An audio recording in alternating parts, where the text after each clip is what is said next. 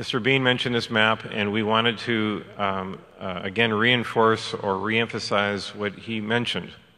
A lot of citizens have asked questions like, how high will it get, and what's the possibility of flooding? This map, in conjunction with Corps and the county, the cities in the valley decided to make available to citizens that requested it.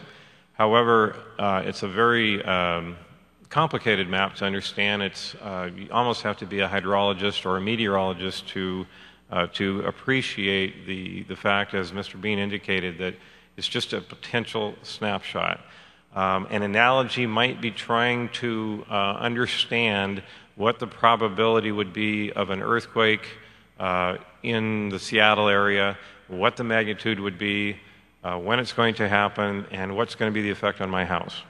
Very, very difficult to predict. If we had a map that showed a lot of fault lines, the Seattle fault or whatever, it would be very, very similar to try to understand that map. You would want to be a seismologist to understand that. Or you might want to consider it would be like trying to predict exactly when the next snowstorm is going to occur and how many inches of snow you would have at the bottom of James Street.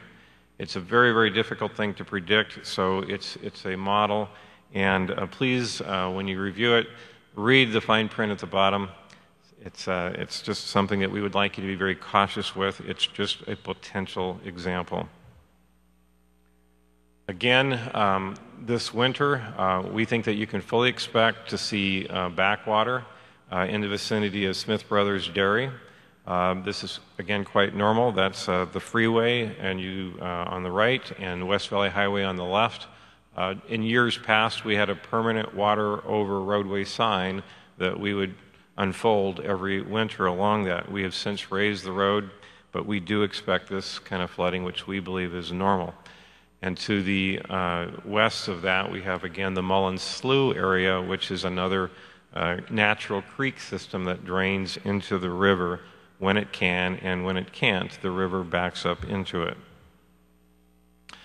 A lot of citizens have asked if they can get sandbags. The Corps of Engineers and the King County Flood Control Zone District, together with the city, are providing small sandbags should citizens be interested in those. They will be available beginning October 15th.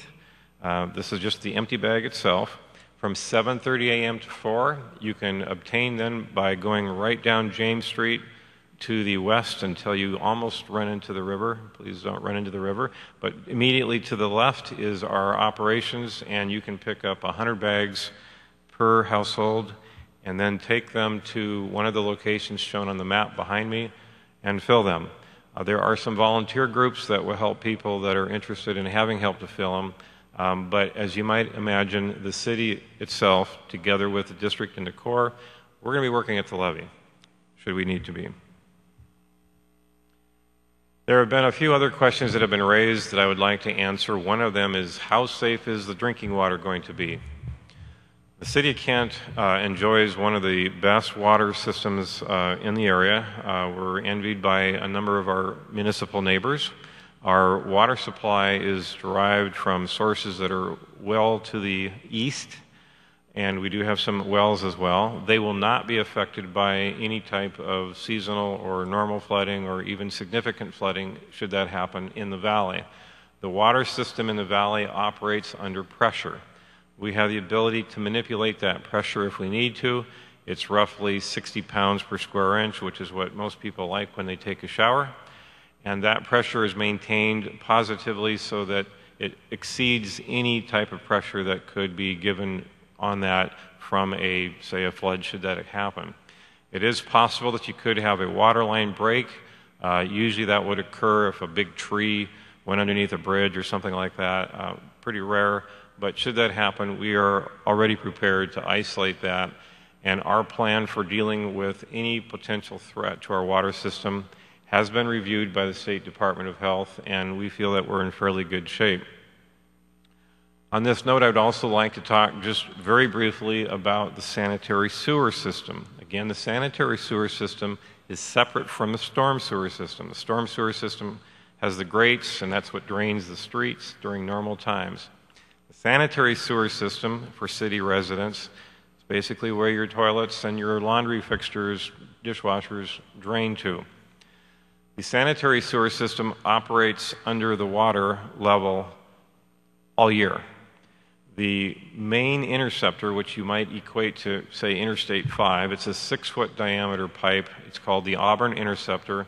It extends all the way from Algona all the way up to the Renton Treatment Plant, which is just north of Interstate 405.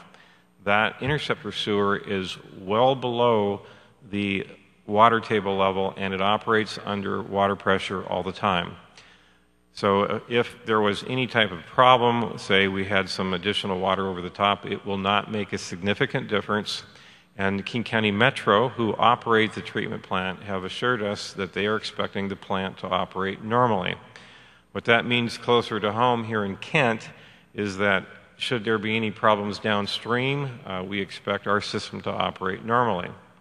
Now, should there be a flood or minor portions of flooding like we've had in the past at James Street or whatever, for the most part, your sewer system will still operate normally.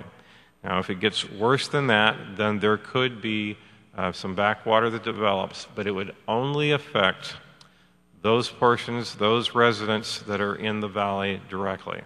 It cannot produce geysers or anything of that nature much further up than, say, 4 or 5 feet above the valley floor. That's hydraulically impossible because it's a gravity flow system. We have had some experience with that in the past due to conditions like the inaugural day storm that happened during Clinton's first term, and a few other storms where we've had power outages and things like that. We have not experienced any sewer backups above the valley floor due to flooding, and we don't expect any. My last comments are beginning tomorrow, we will need to close the trail. The trail is on top of the levee system. The levee system needs to be pressed into its finest hour, and we will be placing those giant sandbags that you saw earlier on top of the middle of the levee. So we will need to close it to pedestrians and bicyclists. We know that it's a very heavily used trail. It's a very nice amenity to the city. We expect to restore it, replant it when the flood threat is over. But in the meantime, we'd appreciate your patience as we do need to close it. We do expect to be able to open it up to pedestrian traffic afterwards, but for the next month, it will definitely be closed. Thank you.